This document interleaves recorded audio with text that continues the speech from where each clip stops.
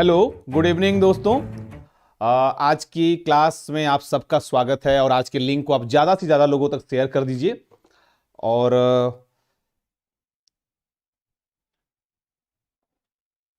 प्रिया Yadav good evening बेटा, Lakshmi Yadav good evening. आप सब लोग जल्दी से आज इस लिंक को शेयर कर दीजिए। आज टाइमिंग में थोड़ा सा परिवर्तन है और हम लोग डेली लाइव क्लास में 5 बजे मिलते थे, लेकिन कुछ कारणों से हम लोग 7 बजे आपसे मुलाकात होगी। 7 बजे हमारी क्लास होगी और कोई चेंज होगा तो आपको जरूर आपके ग्रुप्स में इंफॉर्मेशन मिल जाएगी। और लाइव क्लास स्टार्ट हो गई है और आज का टॉपिक है जेरोम ब्रूनर का अधिगम सिद्धांत। जेएस ब्रूनर का लर्निंग थ्योरी के बारे में आज पढ़ेंगे और इसका एक और नाम मिलता है जेरोम ब्रूनर का संज्ञानात्मक विकास का सिद्धांत। तो सभी प्यारे बच्चों, आप सब लोग लाइव आ जाइए जल्दी से लाइव आ जाइए और इस लिंक को ज्यादा से ज्यादा लोगों को शेयर कर दीजिए। अंजलि वर्मा गुड इवनिंग बेटा, आरती सिंह गुड इवनिंग, प्रिया यादव गुड इवनिंग। आप लोग लिंक को शेयर कर दीजिए। थोड़ा सा टाइमिंग में जरूर परिवर्तन हो गया है और जो विद्यार्थी सबको इंफॉर्मेशन है और जो आपके जानने वाले जो विद्यार्थी हैं उनको लिंक को आप शेयर कर दीजिए। और हम आज की क्लास को शुरुआत करते हैं। जेरोम ब्रूनर का अधिगम सिद्धांत। लर्निंग के पॉइंट ऑफ व्यू से सिद्धांत बहुत ही महत्वपूर्ण है और इसको हम संज्ञानात्मक दृष्टिकोण से, आपने जीन पियाजे को पढ़ा है, तो gene पियाजे, Alok Kumar Singh good evening बेटा, आपने जीन पियाजे को पढ़ा है तो जीन पियाजे के क्रम में आपने उनके संज्ञानात्मक विकास को पढ़ा है। तो संज्ञानात्मक विकास में जेरोम ब्रूनर का भी नाम आता है। जेरोम ब्रूनर कौन थे, कहां के रहने वाले थे, इसके बारे में हम बात करेंगे। जेरोम ब्रूनर अमेरिकन मनोवैज्ञानिक थे। कहां के रहने वाले थे? अमेरिकन मनोवैज्ञानिक थे Jerome Bruner. Yes, Anjali Sharma good evening, Radhika Singh good evening, Amresh Pal good evening. आप सबका आज की क्लास में स्वागत है और आप लिंक को ज्यादा से ज्यादा बच्चों तक शेयर कर दीजिए। जेरोम ब्रूनर का की लर्निंग थ्योरी को हम पढ़ने वाले हैं आज। चलिए आज की क्लास की शुरुआत करते हैं।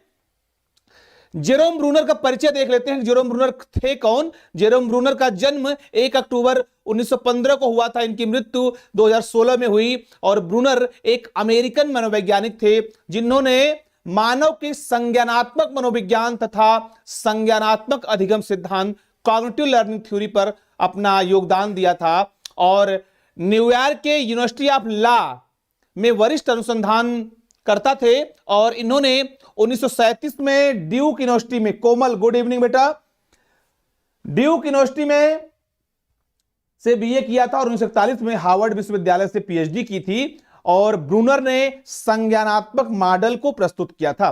ब्रूनर ने कॉग्निटिव मॉडल को प्रस्तुत किया था और इनके अनुसार यह वह मॉडल है जिसके द्वारा मनुष्य अपने वातावरण में सामंजस्य स्थापित करता है। और ब्रूनर की जो थ्योरी है वो कॉग्निटिव डेवलपमेंट की थ्योरी है, संज्ञानात्मक विकास की थ्योरी है। इनका जो अध्ययन था वो संज्ञान संबंधी विषय पर था, कॉग्निटिव विषय पे था। और इन्होंने सर्वप्रथम जो प्रौढ़ थे उस पर अध्ययन किया था, लेकिन उसके बाद इनका जो अध्ययन था वो बालकों पर था और बालकों पे अध्ययन किया और फिर उन्होंने नवजात शिशुओं के ऊपर किया। जेरोम ब्रूनर की जो थ्योरी है, ये जेरोम ब्रूनर एक तरीके से संज्ञानात्मक विकास के क्षेत्र में इनका ज्यादा इंपॉर्टेंट है। संज्ञानात्मक विकास के लिए इनको हम जानते हैं। तो Jerome Bruner, Janvi Maurya good evening बेटा, जेरोम ब्रूनर का जो की थ्योरी है उसको हम लोग कॉग्निटिव डेवलपमेंट की थ्योरी के नाम से भी जानते हैं, संज्ञानात्मक विकास के सिद्धांत के नाम से जानते हैं। ये तो जेरोम ब्रूनर का परिचय हो गया। जेएस ब्रूनर, ये पूछा जाता है कि कॉग्निटिव डेवलपमेंट, जैसा आप जिन बच्चों ने पियाजे को पढ़ा है, वो जानते होंगे कि संज्ञानात्मक विकास क्या होता है, कॉग्निटिव डेवलपमेंट कहते किसको हैं। आंसर करें, कितने लोग जानते हैं cognitive development? Akash Kumar Gupta good evening बेटा। कॉग्निटिव डेवलपमेंट क्या है? कॉग्निटिव डेवलपमेंट को हम संज्ञानात्मक विकास कहते हैं। कैसे कहते हैं कि cognitive development means how children think, explore and figure things out. It is the development of knowledge, skill, problem solving and disposition which helps children to think about and understand the world around them। कहने का मतलब कि संज्ञानात्मक विकास का मतलब है बच्चे किस तरह से सोचते हैं, किस तरह से समझते हैं, किस तरह से चीजों का पता लगाते हैं, यह ज्ञान कौशल और यह समस्या समाधान जो है उनको क्या करता है, आपस की दुनिया के बारे में जानने समझने का मौका देता है। संज्ञान को हम बुद्धि भी कहते हैं, संज्ञानात्मक विकास को हम बौद्धिक विकास भी कहते हैं, संज्ञानात्मक विकास को हम मानसिक विकास भी कहते हैं। तो आपकी हमने पिछली क्लास में, दिव्या द्विवेदी गुड इवनिंग, आपकी पहली, इसके पहले हम लोगों ने पियाजे को पढ़ा है बेटा। तो पियाजे को जब हमने पढ़ा है तो पियाजे ने संज्ञानात्मक विकास की अवस्थाएं बताई थी। कितनी अवस्थाएं बताई थी? 4 अवस्थाएं बताई थी। और ब्रूनर ने भी संज्ञानात्मक विकास के क्षेत्र में काम किया है।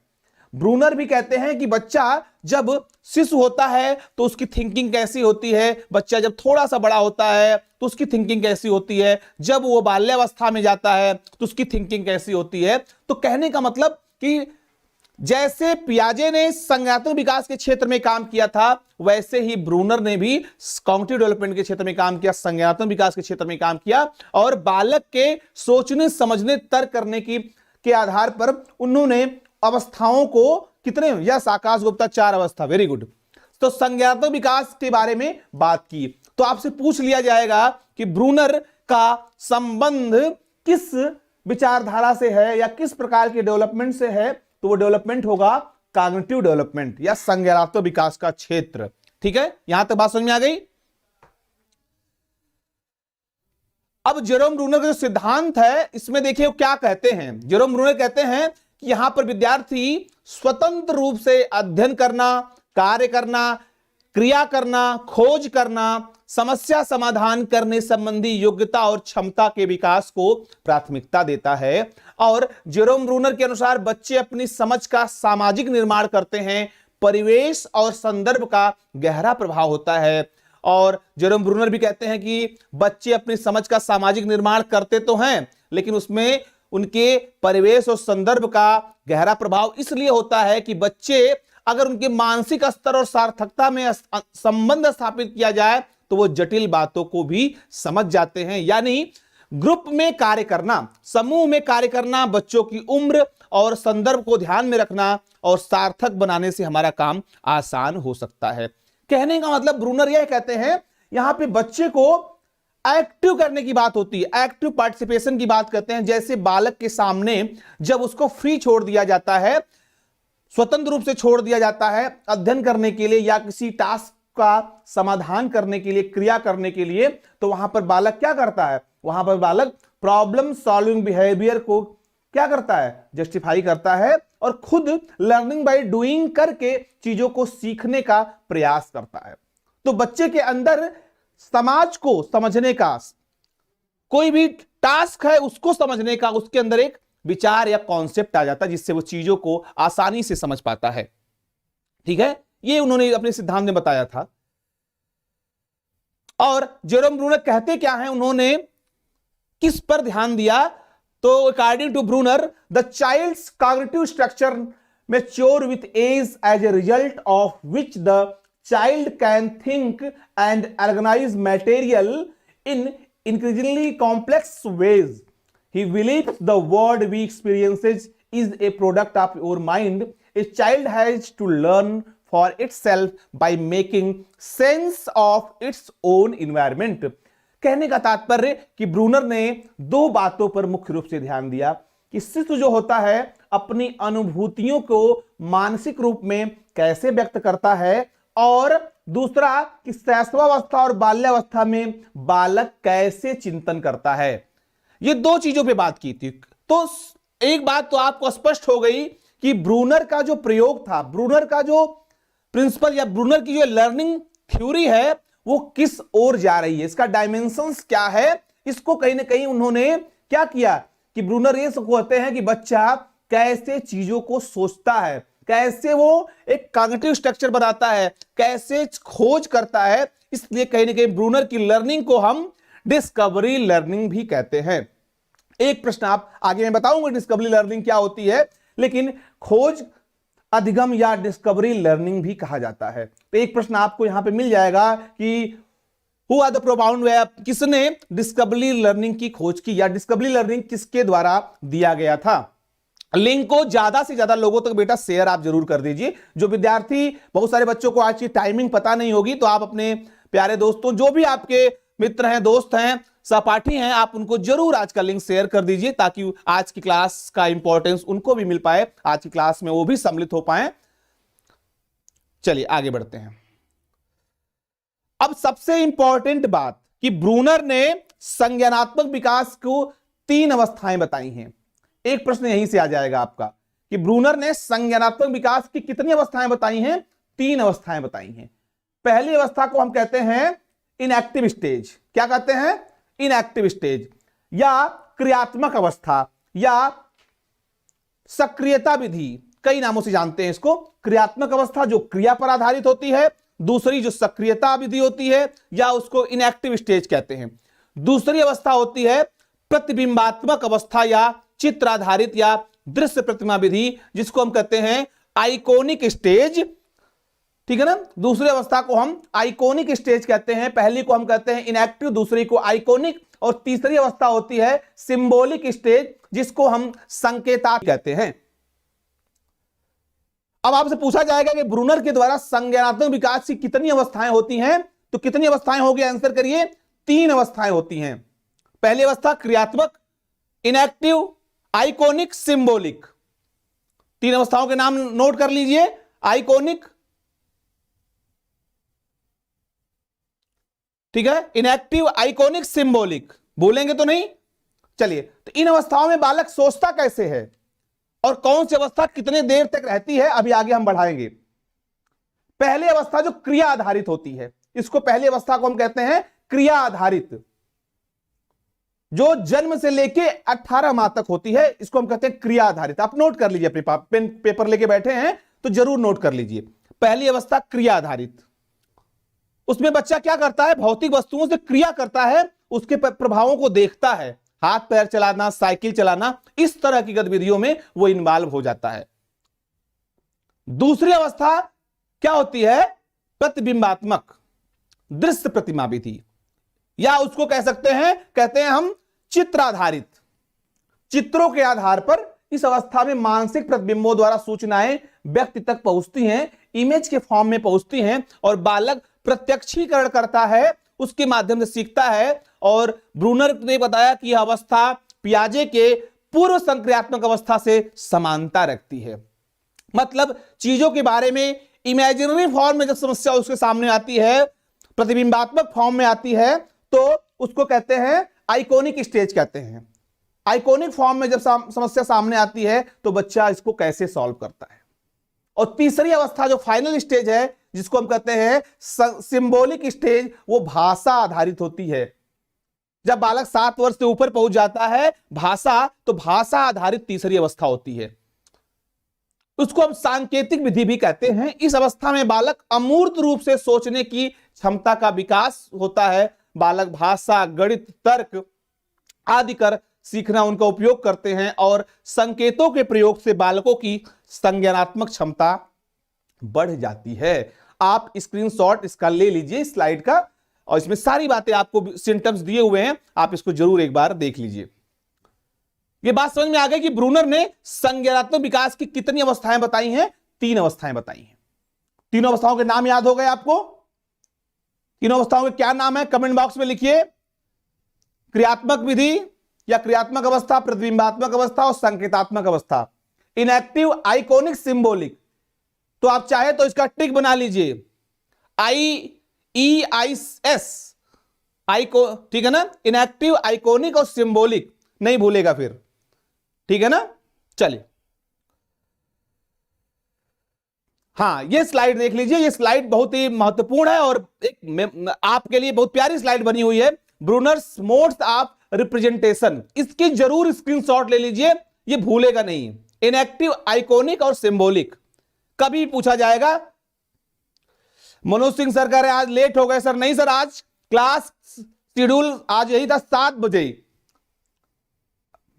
तो संभवतः अब हमारी जो क्लास होगी वो 7 बजे ही होगी। तो 7 बजे बच्चों को शेड्यूल था सर, लेट नहीं हुए, आप क्लास में आए, आपका स्वागत है। तो ब्रूनर के 3 अवस्थाओं का देखिए, सक्रियता विधि, इनएक्टिव, आइकोनिक, सिंबॉलिक। अब तो नहीं भूलेगा, अगर आपके क्वेश्चन पेपर में प्रश्न आता है तो आप जरूर इसको देख करेंगे कि कितनी अवस्थाएं, 3 अवस्थाएं पूछ लिया जाएगा। एक अवस्था देके कि ब्रूनर, इसमें से उपरोक्त में से ब्रूनर की कौन सी अवस्था नहीं है, तो आप कहेंगे, हाँ जानवी मौर्य कह रही हैं कि सर सेकेंड स्टेज की एज कितनी रहती है। बेटा सेकेंड स्टेज की एज होती है 18 माह से 7 वर्ष। अभी मैं नोट करा देता हूं आपको, आगे की स्लाइड में दिया हुआ है, सारी स्टेज दी हुई है।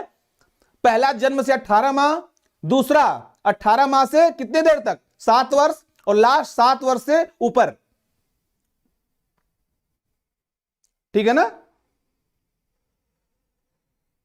तो यहां तक आपको समझ में आ गई बात। इनएक्टिव, आइकॉनिक और सिंबॉलिक तीनों के बारे में बात हो गई। चलिए आगे बढ़ते हैं। अब एक एक अवस्था को हम लोग डिटेल में देखेंगे कि वास्तव में इनएक्टिव स्टेज क्या होती है, इनएक्टिव रिप्रेजेंटेशन क्या होता है, या सक्रियता विधि, पहली अवस्था क्रियात्मक अवस्था किसको कहते हैं। यहां पे लर्निंग थ्रू मोमेंट और एक्शन, इस अवस्था में this type of representation happens in the very young birth age to 18 month. It involves encoding action based information that is then stored into our memory. तो यहां पे देखिए इस विधि में शिशु क्या करता है, इस विधि में शिशु अपनी अनुभूतियों को शब्दहीन क्रियाओं के द्वारा व्यक्त करता है, जैसे भूख लगने पर रोना, हाथ पैर हिलाना आदि। इन क्रियाओं के द्वारा बाह्य वातावरण से संबंध स्थापित करना चाहता है। कहने का तात्पर्य कि इस अवस्था में बालक जब शिशु होता है, जब 0 से लेकर 18 माह तक, जब उसकी अवस्था 1.5 साल तक होती है, और आपने पढ़ा है कि शैशवावस्था जिसका काल 0 से 6 साल तक होता है, और शैशवावस्था का आरंभिक जो काल होता है, उस अवस्था में बालक क्या करता है, उस आपने जीन पियाजे में बहुत डिटेल में पढ़ा है कि उस प्रारंभिक अवस्था में, जिसको हम जो पहली अवस्था होती है उसको हम संवेदी गामक अवस्था कहते हैं, और संवेदी गामक अवस्था को अगर कंपेयर करेंगे तो वो ब्रूनर की इनएक्टिव जो हमारी पहली अवस्था है, इनएक्टिव स्टेज, उससे मिलता जुलता है। वहां पर आकाश कुमार सर सक्रिय अवस्था को संवेग आधारित कह सकते हैं, बिल्कुल। पहली अवस्था को हम सेंसरी मोटर स्टेज कह सकते हैं, क्योंकि वहां पर भी आप पियाजे को देखेंगे तो पियाजे भी वहां पर क्या कहते हैं कि संवेगों के आधार पर बालक क्या करता है, अपना विकास करता है। और यहां पर भी बच्चा क्या कर रहा है, संवेगों के आधार पर अपनी बात को, जैसे रोना, चिल्लाना, हाथ पैर हिलाना, ऐसी क्रियाओं के द्वारा बच्चा अपने वातावरण से क्या करता है, एक संबंध स्थापित करता है, एक बॉन्ड बनाता है। इसीलिए कहते हैं कि learning through moment or action. ठीक है, यहां पे encoding action based information that's is then stored into your memory. कहने का मतलब इनकोडिंग के माध्यम से बच्चा, संकेतों के माध्यम से बच्चा अपनी बात को प्रस्तुत करता है और वातावरण में सामंजस्य स्थापित करने की कोशिश करता है। बात समझ में आ गई? तो यहां पर क्रियात्मक अवस्था में बच्चा अपने वातावरण या क्रिया, उसके आसपास जो क्रिया प्रणाली होती है उसके आधार पर प्रयास करता है। इस अवस्था में बच्चा प्रतिबिंबों के आधार पर जो उसकी इमेज बनी हुई है, वो समस्या को सॉल्व करने की कोशिश करता है, जैसे छूता है, किसी वस्तु को पकड़ता है, स्पर्श करता है, इस तरह की प्रतिक्रिया करने की कोशिश करता है। आयुष्मान पांडे, गुरुजी प्रणाम, खुश रहिए आयुष्मान, आपका स्वागत है क्लास में। चलिए दूसरी भी आइकॉनिक रिप्रेजेंटेशन, दृश्य प्रतिमा विधि।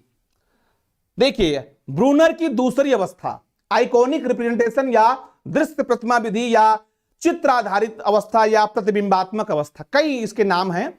इसमें लर्निंग कैसे होती है? लर्निंग इसमें होती है थ्रू इमेज और icons. This type of representation happens in children between 18 month to 7 years old. Information is this age group is stored visually in the form of image or other visuals.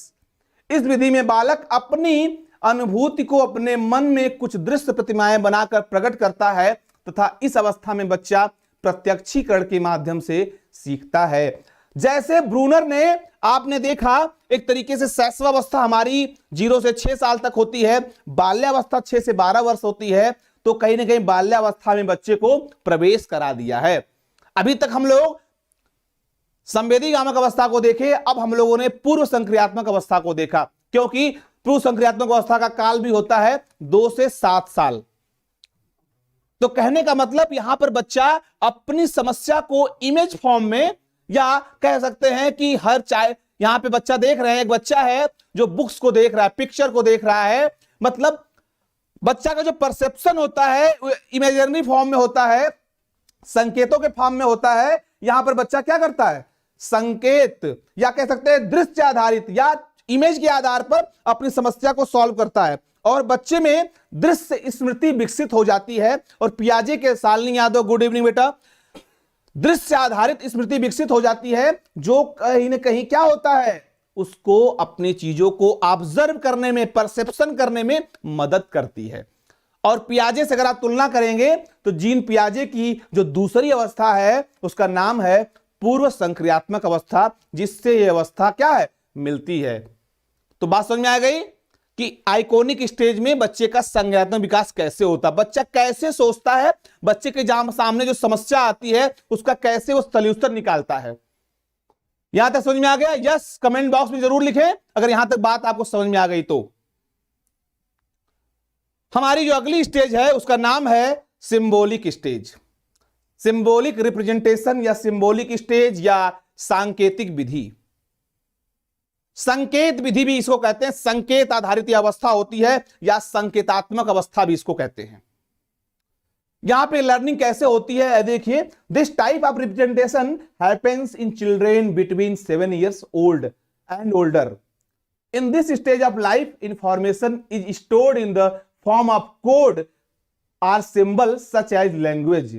अब देखिए यहां पे बच्चा क्या है, इस विधि में बालक अपनी अनुभूतियों को संकेतों के माध्यम में से व्यक्त करता है और अपने अनुभवों को शब्दों में व्यक्त करता है। इस प्रकार बालक प्रतीकों को विचारों में कन्वर्ट करने की योग्यता पा लेता है या उसकी योग्यता डेवलप। इमर्जेंस इन सिंबॉलिक सिम्टम्स, कहीं ना कहीं उसके जो बालक के थॉट्स थे वो अब भाषा का जन्म हो गया, क्योंकि बच्चा अब बाल्यावस्था में प्रवेश कर चुका है। और बाल्यावस्था में अगर प्रवेश हो गया बालक का, इसका मतलब उसके पास शब्दकोश आ गए, भाषा आ गई। अब जो विचार पहले उसके संकेत के रूप में थे, दृश्य के रूप में थे, इमेज के रूप में, अब वो क्या हो गए, संकेतों ने पूरे तरीके से क्या हुआ, विचार का रूप ले लिया।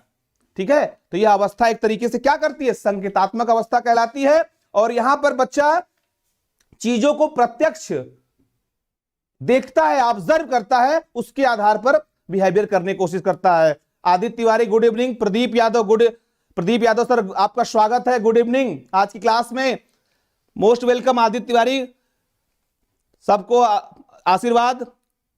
प्रदीप यादव सर करें nice class sir, thank you sir, आप क्लास में आए, आपका वार्म वेलकम। और सिंबॉलिक स्टेज, ये जीन पियाजे के अवस्था से अगर हम तुलना करें तो बालक कहीं अपने मूर्त संक्रियात्मक अवस्था में पहुंच जाता है तो वहां पर चीजों के बारे में एक इमेज बना पाता है, एक उसका दृष्टिकोण ऐसा हो पाता है कि बच्चा वहां पे चीजों को देख पाता है, समझ पाता है। तो ब्रूनर की अवस्था को अगर पियाजे की अवस्था से तुलना करेंगे तो पियाजे ने 4 अवस्थाएं बताई थी और ब्रूनर ने 3 अवस्था बताई है। ब्रूनर ने कितनी अवस्था बताई है, 3 अवस्था बताई है। तीनों अवस्थाओं के नाम क्या हैं, आप तैयार कर लीजिए, आपका 3 नंबर यहीं से पक्का हो गया। तीनों अवस्थाओं के नाम हैं इनएक्टिव, आइकॉनिक और सिंबॉलिक, 3 अवस्थाएं। तो पियाजे और ब्रूनर दोनों कॉग्निटिव डेवलपमेंट के संबंध में इनकी थ्योरी है, ये संज्ञानात्मक विकास के मनोवैज्ञानिक हैं और इन लोगों ने जो थ्योरी अपनी दी है वो उनकी 4 अवस्थाएं और ब्रूनर की 3 अवस्थाएं हैं। ठीक है, यहां तक हम लोगों ने देखा कि स्टेजेस कौन कौन सी हैं। अब हम लोग थोड़ा सा आगे बढ़ते हैं।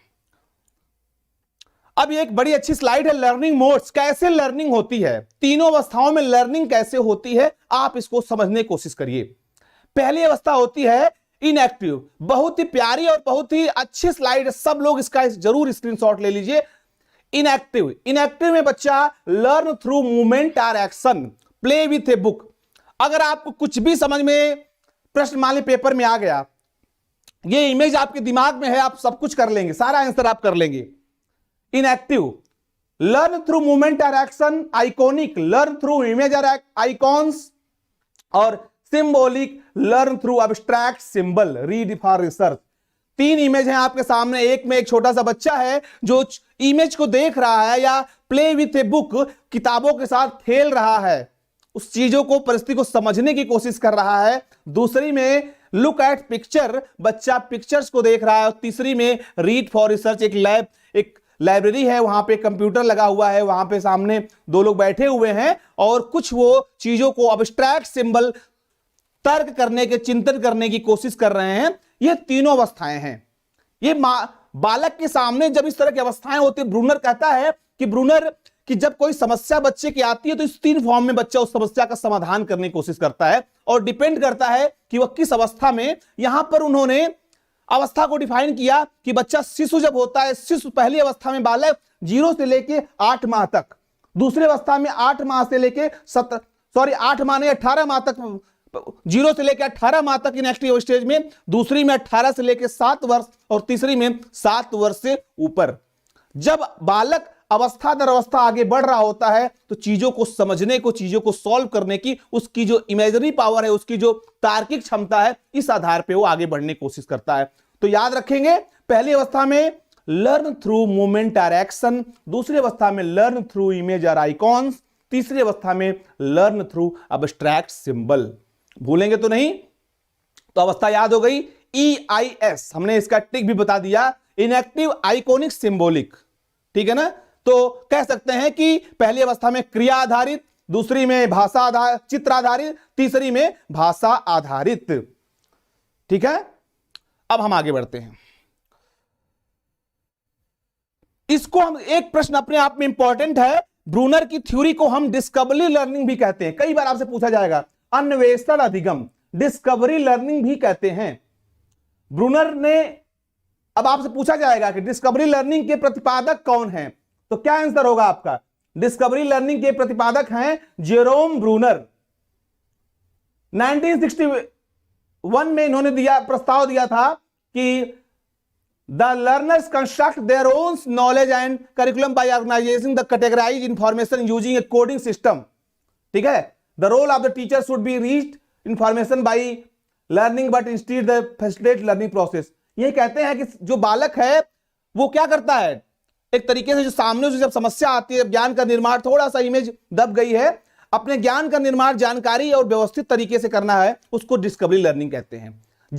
जैसे जब बालक अपने लिए ज्ञान का निर्माण स्वयं करे, लर्निंग बाय डूइंग, कहते हैं ना आज की जो शिक्षा प्रणाली है वो क्या है, करके सीखने पे बल दिया जाता है कि विद्यार्थी को आप क्या है, छोड़ दीजिए, लेकिन उस पर आपको ध्यान भी देना है।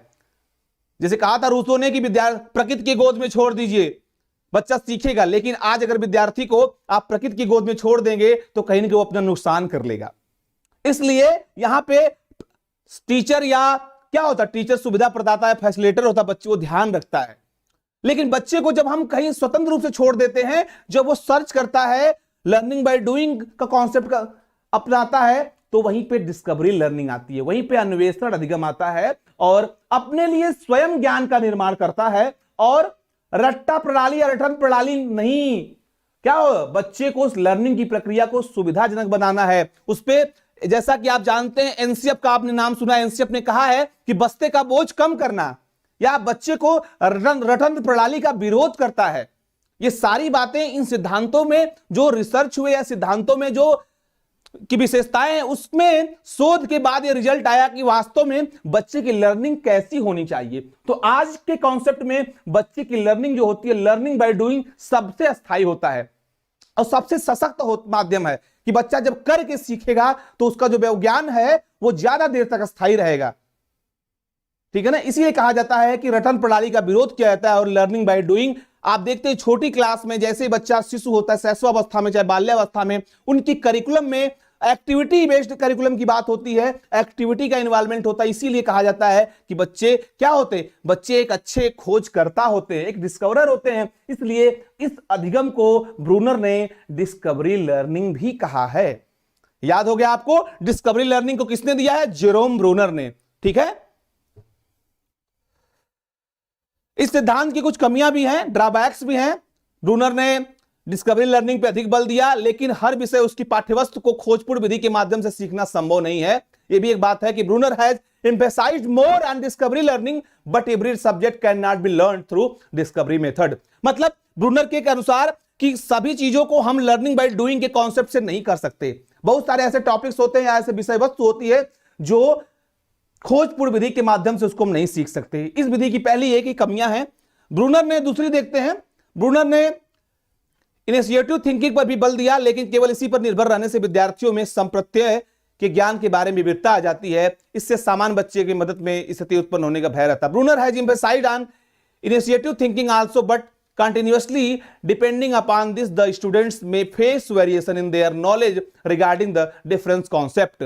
मतलब कि बच्चा जो है सिर्फ अगर यहीं पे निर्भर है, अंतर्दर्शी चिंतन पे निर्भर है, तो विद्यार्थियों में उसके ज्ञान में कॉन्सेप्ट में डिफरेंसेज आ जाती हैं, तो उसको कहा गया कि बच्चा कॉन्फ्लिक्ट, अंतर्द्वंद हो जाती की स्थिति आ जाती है अगर यहीं पे डिपेंडेंसी होती है। और अंतिम जो इसकी डिमेरिट्स है कि विषय की संरचना को समझ पाना विद्यार्थियों के लिए कठिन होता है। इसे समझने के लिए विद्यार्थी में विशेष क्षमता और अभिप्रेरणा की आवश्यकता होती है। मतलब कि विषय की संरचना, स्ट्रक्चर ऑफ डिसिप्लिन विद्यार्थियों के लिए डिफिकल्ट अगर है, तो बच्चा इसको क्या है, उसको समझने के लिए एबिलिटी और मोटिवेशन की आवश्यकता होती है। मतलब कि it is difficult for the student to understand the structure of discipline, to understand this students requires a particular ability and motivation.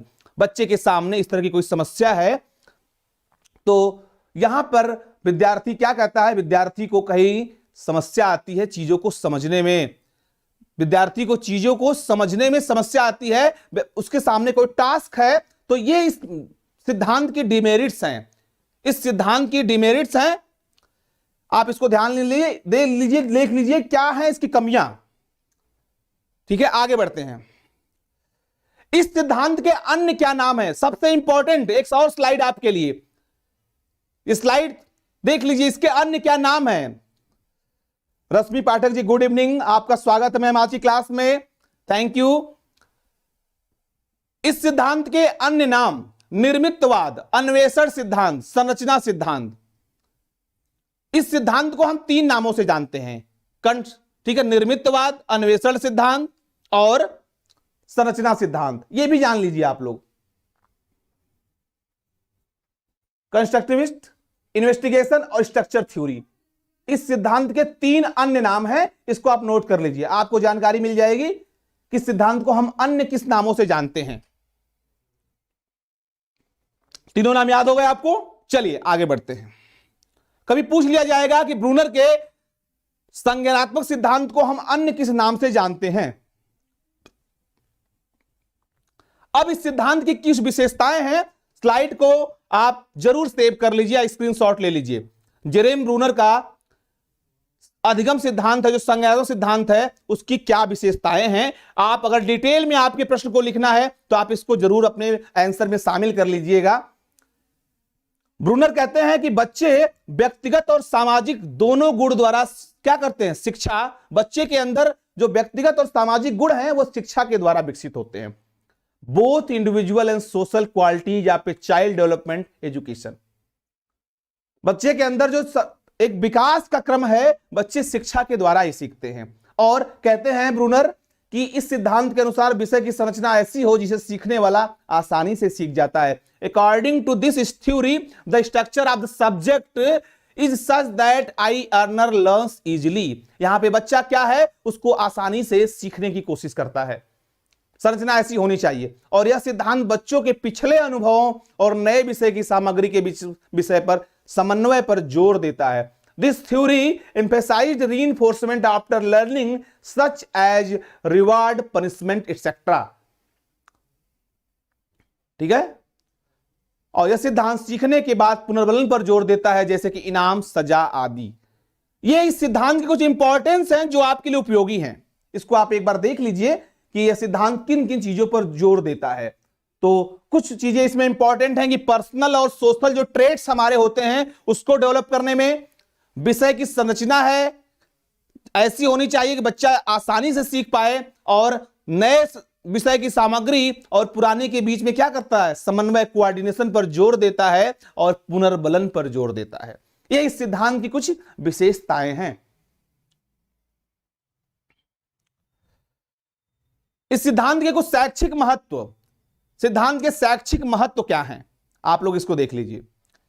बच्चों की teaching according to the age and development of children. मतलब कि बच्चों को उनकी उम्र और development के अनुसार शिक्षा देना चाहिए, बच्चों की उम्र और विकास के अनुसार शिक्षा देने का प्रयास करना चाहिए। New knowledge should be based on previous knowledge, जो उनके नए अनुभव हैं या नई जानकारी है उसको हमको उनके पूर्व अनुभवों से जोड़ना चाहिए, और वर्तमान अनुभवों को पूर्व ज्ञान एवं अनुभव से जोड़ने पर बल देना है, जिससे छात्रों में ज्ञान को समृद्ध और अस्थायी बनाया जा सके। ब्रूनर इस पे जोर देते हैं। और structure of knowledge should be emphasised, ज्ञान की संरचना पे जोर देने की बात करते हैं। और लर्निंग बेस्ड ऑन एक्सपीरियंस, अनुभव के आधार पर सीखना, अनुभव के आधार पर सीखना पर महत्व दिया जाता है। ये इस सिद्धांत के एजुकेशनल इंप्लीकेशंस हैं या एजुकेशनल इंपॉर्टेंस हैं या शैक्षिक निहितार्थ हैं, जिसको आप अपने आंसर में सम्मिलित करेंगे तो आप अपने आंसर को और अच्छा कर सकते हैं। ये इसके कीवर्ड्स हो गए, ठीक है।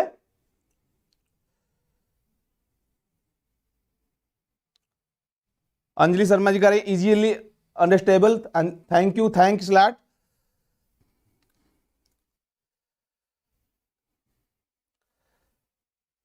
ठीक है, ये बात समझ में आ गई कि इसकी शैक्षिक इंपॉर्टेंस क्या है।